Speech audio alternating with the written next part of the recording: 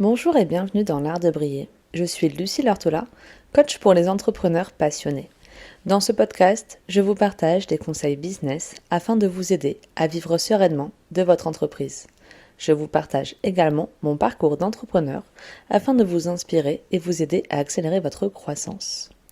Aujourd'hui, on va parler d'un problème assez récurrent chez les personnes que j'accompagne ou que je rencontre, c'est les appels découvertes. Je sais que si vous avez cliqué sur cet épisode, c'est sûrement parce que c'est quelque chose que vous redoutez, qui vous fait peut-être un peu peur. Donc, on va parler de ce sujet aujourd'hui. Je vais vous donner des conseils pour avoir des appels découvertes plus sereins, mais aussi on va parler de qu'est-ce que cache cette peur un petit peu des appels. Je suis à côté de mon chien qui ronfle actuellement, donc si vous entendez des bruits de ronflement, c'est mon chien. Je suis désolée, je sais pas si ça s'entendra. Alors, c'est vraiment quelque chose de très très courant quand un entrepreneur débute, ou même pas d'ailleurs des fois, il redoute vraiment le moment des appels découvertes, des appels de vente. C'est souvent le moment de repousser un petit peu l'échéance au maximum. Si on peut vendre sans appel, c'est mieux. Et souvent en fait, c'est surtout que ça se solde un peu sur des échecs où ils n'ont pas réussi à faire passer le message, ils savaient pas trop quoi dire, et donc finalement ils passent à côté des ventes comme ça. Alors moi le mois dernier par exemple j'ai fait 3 appels découvertes et les 3 se sont terminés par des ventes et c'est vrai qu'au début c'était pas du tout comme ça, donc voilà, je suis allée un peu puiser dans mon expérience, dans qu'est-ce qui me faisait peur, donc qu'est-ce qui a changé pour pouvoir vous partager aujourd'hui dans ce podcast comment je suis passée de phobique des appels de vente à j'adore ces moments. Alors pourquoi vraiment les appels vous font peur déjà dans un premier temps? Je suis sûre que vous vous dites j'y arriverai pas. Je suis pas une vendeuse, je suis pas un vendeur. Comment est-ce que je vais pouvoir convaincre la personne en face sans paraître trop insistant? Est-ce que je vais devoir peut-être baisser mon prix ou faire une offre promotionnelle pour pouvoir lui vendre et convaincre cette personne? J'ai pas envie de passer non plus pour un marchand de tapis ou j'en sais rien. Enfin bref. En fait, ce qui se cache derrière tout ça, c'est la peur de vendre, la peur de proposer sa solution qui a un prix. Et donc c'est pas vraiment la peur de passer un appel. Enfin moi personnellement j'ai la peur du téléphone, donc il peut y avoir aussi un peu de ça, mais le fond de la pensée c'est la peur de vendre. Et pourquoi est-ce qu'on a peur de vendre? Parce qu'on a peur de se sentir rejeté. Et donc là ce que je vous propose, c'est de partir en fait vers une autre perspective, de changer de perspective, et finalement vous allez voir que si vous changez de perspective, la peur va se dissiper. Déjà, c'est de se dire que quand vous arrivez en appel de vente, en fait c'est vous le leader de l'appel. Donc finalement c'est pas elle qui vous rejette ou qui est en train de juger, vous n'êtes pas par exemple, je sais pas, un condamné qui doit faire son procès pour savoir si oui ou non il va être condamné, mais c'est vraiment une notion en fait où vous êtes tous les deux sur un pied d'égalité. Et donc, si la personne, elle a le droit de rejeter votre offre, vous aussi, vous êtes là pour la sélectionner, vous êtes en train de la choisir, et vous pouvez à tout moment rejeter le fait qu'elle devienne un jour votre client. Donc déjà, si vous êtes dans cette espèce de relation plus horizontale d'un appel de vente, c'est chouette. Ensuite, l'idée, c'est de prendre carrément l'ascendant sur la personne, et de dire, en fait, moi, aujourd'hui, je suis là pour écouter cette personne, pour mener l'appel en écoutant, en comprenant bien les besoins, et mon but c'est de savoir, de diagnostiquer si ma solution est la bonne pour cette personne. Si je ressens que oui, que la personne, j'ai un bon feeling avec elle, pourquoi pas la sélectionner en tant que cliente. Mais voilà, moi j'aime bien cette notion d'appel de présélection finalement, qui aujourd'hui peut-être me parle plus parce que je suis à un stade de mon business où j'ai pas envie de travailler avec des personnes négatives, avec certaines personnes avec qui je vais pas avoir de feeling. Donc, il y a ce côté-là aussi. Aussi, autre chose qui va vous permettre de changer de perspective et d'enlever cette peur d'être rejeté, c'est de se dire que finalement la vente c'est avant tout une question de feeling. Donc même si c'est imparfait, il n'y a pas de grosse erreur en fait. Souvent si ça fonctionne pas, c'est juste un peu un quiproquo. Comme quand vous disputez avec votre mec, vous savez pas trop pourquoi, vous êtes pas compris, mais vous savez qu'en fait vous êtes parti en vrai total, mais en fait c'était pas ça le vrai souci de base. Voilà.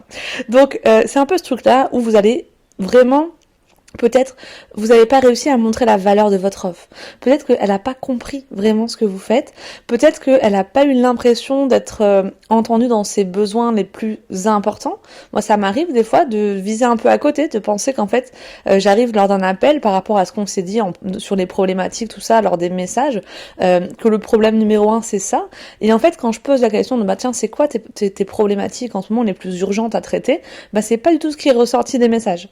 Donc voilà, des fois c'est juste, on n'était pas sur la même longueur d'onde, et donc c'est pour ça aussi que c'est aussi important d'écouter. À partir du moment où vous êtes à l'écoute, que vous êtes vous-même aussi, vous portez pas un masque de vendeur, vraiment vous êtes vous-même, vous êtes dans cette rencontre, dans cet échange, il y a vraiment pas de raison que, même si quand vous présentez votre offre, il y a des choses où la personne n'a pas compris, que ça fasse pas de vente. Et donc moi ça m'est arrivé comme ça, où il y a des fois j'ai un peu foiré mes appels, mon offre était pas encore très claire dans ma tête, donc ça se ressentait, et où en fait, il y avait tellement un bon feeling entre nous que la personne, sur le coup, elle m'a dit, je vais réfléchir, ce fameux je vais réfléchir, et au final, elle est revenue me poser des questions plus tard, et elle a quand même acheté, parce qu'il y avait des choses pour lesquelles c'était pas clair, et que j'ai réussi, après coup, moins le stress de cet appel, à peut-être un peu plus clarifier les choses, lui montrer la valeur et tout ça de l'offre, et donc à ce moment-là, la personne avait acheté. Ok, donc déjà, première idée, vous ne voulez pas forcer la vente, vous voulez un échange sincère avec une personne. Alors, il n'y a pas longtemps, il y a quelques jours, j'ai accompagné en coaching une personne du prénom de Johanna qui me parlait du fait qu'elle avait des appels de vente et que pour elle c'était vraiment un calvaire. Elle me disait par exemple des choses comme « je ne sais pas me vendre »,« j'ai peur d'être trop intrusive »,« j'ai l'impression de déranger les gens en fait »,« j'ai aussi peur qu'ils n'osent pas refuser l'offre ». Ça, c'est voilà, les gens n'aiment pas dire non et je serais mal à l'aise si en fait ils osaient pas refuser non plus. Et en même temps, j'aurais aussi très très peur que, par exemple, l'appel soit catastrophique, qu'on soit pas du tout sur la même longueur d'onde, que la personne elle soit en colère contre moi durant l'appel, enfin des choses comme ça. Bref, elle avait peur d'être mal perçue et de forcer un peu la vente et qu'il y a un côté forceur en fait. Du coup, vraiment, l'idée qui a changé sa vie à Johanna, c'est que on s'est dit deux choses. C'est que d'abord, il y a une question de feeling dans les appels. Donc en fait, la meilleure chose à faire, c'est d'être soi-même. Et ensuite, que les appels découvertes, c'était pas pour convaincre, mais c'était pour explorer ensemble si je pouvais, en tant que professionnel, vous apporter une solution. Voilà. En gros, c'est écouter, exposer sa solution, puis rassurer. Du coup, elle a appris à poser des questions ouvertes sur la situation de la personne, à écouter de manière active et à faire comprendre à quel point on avait bien écouté la situation de la personne. Et finalement, ce qui vient après l'offre, c'est juste du bonus. En fait, je pense que tant que vous vous concentrez en appel de vente sur votre prospect, il n'y a vraiment pas de gros risque de louper votre appel. Bon, par contre, évidemment, il y a tout un traitement des objections et tout ça aussi à faire, de la bonne façon, mais ça reste finalement le plus important, vraiment l'essentiel, c'est vraiment d'être à l'écoute. Ok. Alors, pour moi, j'ai différents conseils à vous donner pour mieux vivre vos appels. Déjà, première chose, c'est d'écouter la personne qui parle. Il faut que la personne, elle parle à 80% lors de l'appel. Et imaginons, il y a des moments où vous allez présenter votre offre. Donc vous commencez par l'écouter, lui poser des questions. Ensuite, vous voyez un peu sa situation et vous proposez l'offre la plus adaptée. Surtout, vous proposez qu'une seule offre. C'est important. Et en fait, quand vous proposez votre offre, vous allez des fois vous mettre à parler pas mal. D'un coup, je propose ça, la proposition de valeur c'est ça, l'objectif c'est ça, les résultats, le prix, j'en sais rien. Et en fait, ça risque d'enlever ce moment d'échange. Donc vraiment revenir souvent vers la personne, dire est-ce que c'est clair jusque-là ? Est-ce que vous avez des questions sur ça ? Etc. pour pouvoir en fait rebondir un peu, faire que la personne elle soit à nouveau au centre de la discussion. Ensuite, il y a la notion de ne pas présenter les modalités de l'offre. Moi, aujourd'hui, quand je vends un programme avec des vidéos, des séances de coaching d'1 heure et demie, un espace Notion, un suivi sur WhatsApp, les gens ne savent même pas ça lors de l'appel. Parce qu'en fait, c'est pas ce qui intéresse les gens. Donc plus vous allez parler de l'aspect très technique, alors il va y avoir des visios ensemble pour déterminer le diagnostic de ce qu'on va faire, et ensuite il y aura un espace Notion pour nos échanges, et ensuite tous les lundis on va pouvoir se rencontrer et machin, et je vais vous faire des textes de 1500 mots, enfin bref, toutes ces modalités un peu techniques de votre offre. Les gens s'en fichent. En vrai. Et du coup, c'est pas ça qui fait vendre. Et plus vous allez vous concentrer là-dessus, et moins les gens ils vont percevoir la valeur des choses. Alors que si vous présentez vraiment l'objectif de l'offre, imaginons, au lieu de vous dire, vous allez avoir pendant un mois un espace Notion avec 25 vidéos de 3 minutes et ensuite un suivi sur WhatsApp tous les jours et aussi un coaching 1 heure et demie par semaine. Est-ce que ce qui donne pas plus envie, c'est aujourd'hui, ce que je propose, c'est un accompagnement d'1 mois pour t'aider à structurer ton entreprise et à développer ton business sur le long terme sans trahir tes valeurs. Pour cela, je m'appuie sur plusieurs piliers. Le premier, c'est un accompagnement axé sur la vente. Je vais t'apprendre à vendre, nanana. Ensuite, c'est un accompagnement qui sera personnalisé selon ta situation. Je sais que tu as des problématiques différentes de celles de ton voisin, et donc je vais pouvoir m'y adapter. Et donc là, vous voyez qu'à aucun moment dans ces arguments, en fait, je vais parler des modalités. La personne ne sait pas encore concrètement comment ça se passe. Mais c'est ça le plus important de l'appel. Donc voilà, déjà, ne pas se focaliser sur les modalités. Après, la personne va peut-être le demander. Ok, mais concrètement, ça se passe comment? Donc là, vous mettez un petit peu des modalités. Mais avant ça, il n'y en a pas besoin. Et il y a des fois où vous allez voir que la personne, elle n'est jamais venue à ça. Et donc c'est plus tard, peut-être au moment de la signature de devis, dans le mail récap après l'appel découverte, que vous allez pouvoir mettre cette partie plus technique et modalité dedans.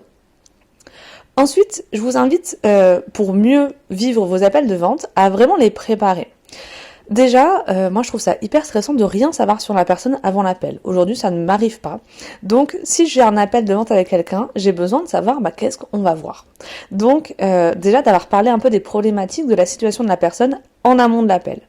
Mais au-delà de ça aussi, un appel de vente, ça se prépare en termes de mentalité. C'est-à-dire que déjà, il faut le mettre le placer dans un moment de votre planning où vous êtes à 100% disponible. Aujourd'hui, vous pouvez pas être un peu sous l'eau entre deux missions clients machin et dire oh là là ça y est j'ai mon appel, ça commence, vite on y va. L'idée c'est vraiment surtout de peut-être vous mettre une musique pour danser, pour un peu faire une pause, pour vraiment être dans un moment positif.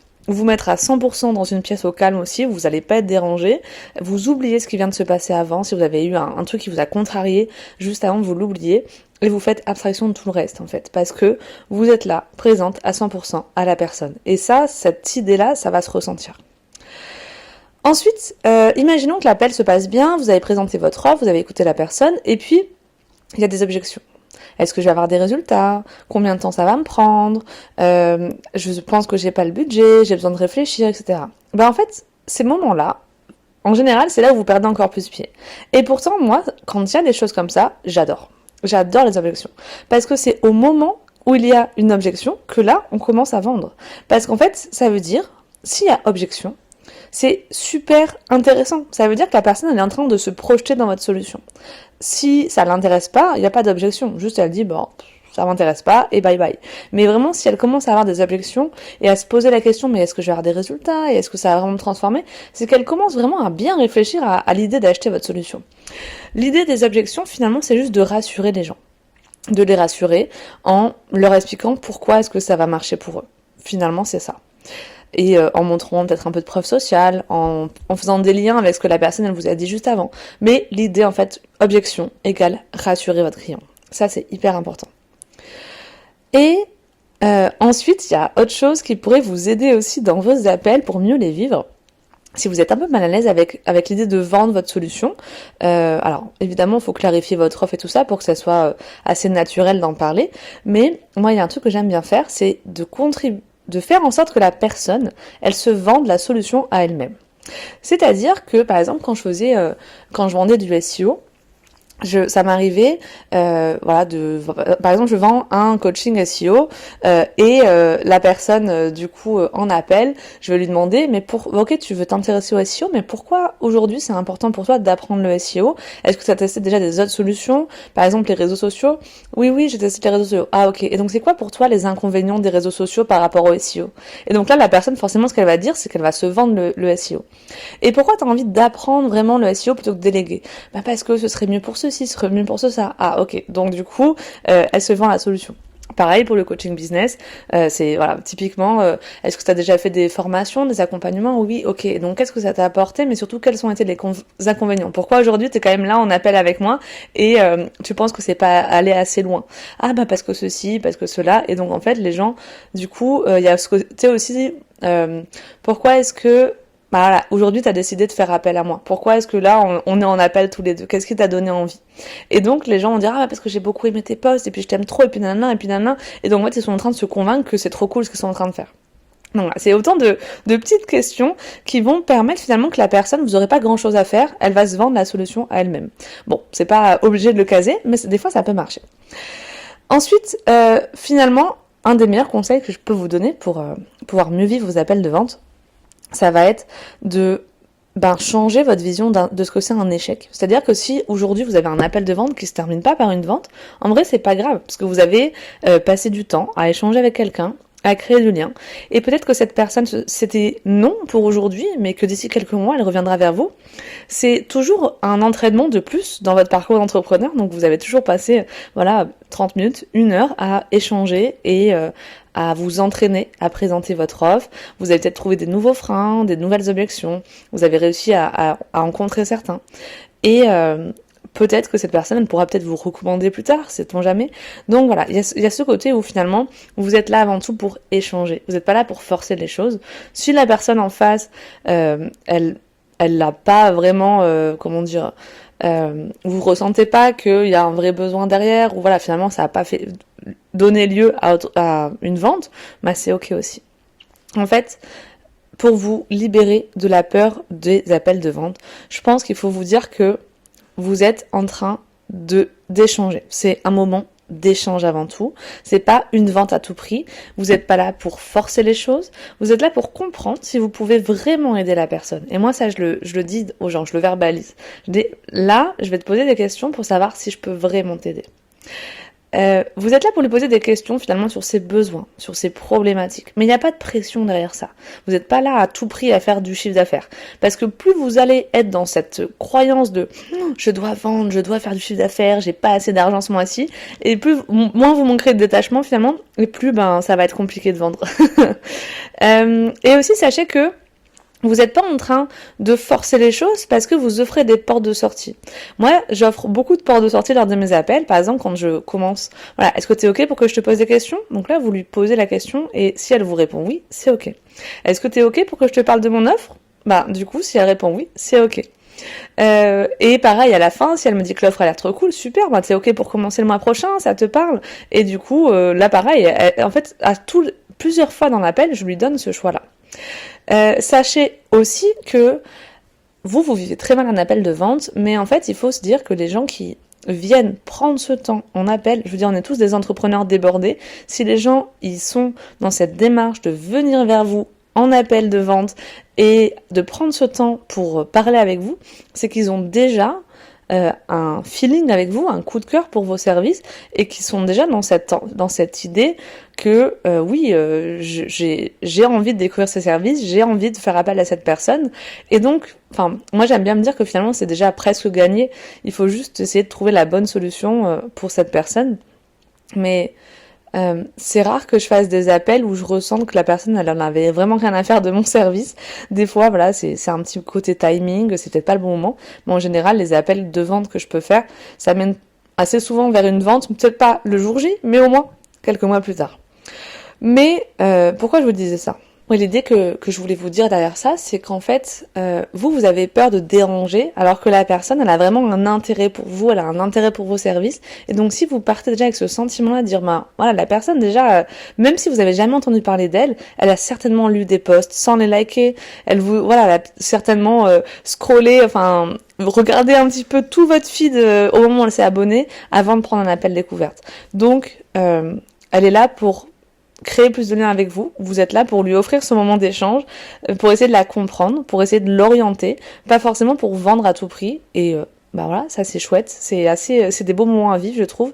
Surtout quand votre client idéal est bien défini, que vous vous rendez compte que c'est les problématiques qu'elle a, bah c'est là où vous pouvez l'aider et où du coup, bah vous voyez ce match parfait qui est en train d'arriver, quoi. Voilà ce que je pouvais vous dire sur la phobie des appels de vente. Je vous invite à réfléchir maintenant à votre manière d'aborder ces moments.